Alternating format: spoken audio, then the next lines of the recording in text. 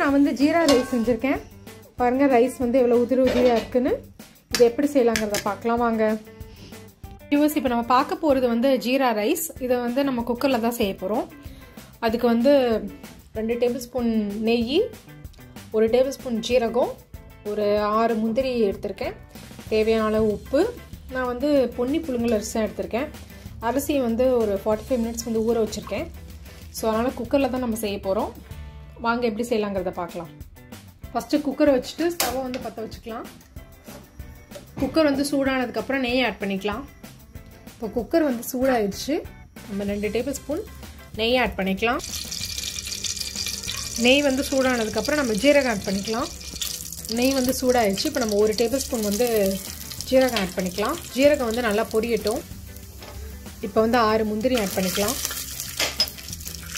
நான் வந்து இந்த கப் அளவு தான் வந்து அரிசி எடுத்திருக்கேன். அதே கப்புக்கு வந்து 1 கப் தண்ணி நம்ம வச்சுக்கலாம்.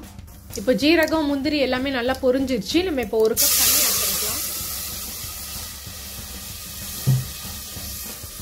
இப்போ தேவையான அளவு உப்பு ஆட் பண்ணிக்கலாம். தண்ணி வந்து கொதிக்கட்டும். இப்போ பாருங்க தண்ணி வந்து நல்லா கொதிச்சிருச்சு. இப்போ நம்ம ஊற வச்ச அரிசியை போட்டுக்கலாம். அரிசி நல்லா தண்ணியை வடிகட்டிட்டு நம்ம வந்து அரிசியை வந்து ஆட் பண்ணிக்கலாம். அரிசி ஆட் பண்ணிட்டு லைட்டாக மட்டும் மிக்ஸ் பண்ணி விட்டுருங்க. பாருங்க அரிசி போட்டு லைட்டா கொதி வந்துருச்சு. இப்போ நம்ம 2 விசில் வச்சு எடுத்துக்கலாம். நம்ம சுவையான ஜீரா ரைஸ் வந்து ரெடி ஆயிரும்.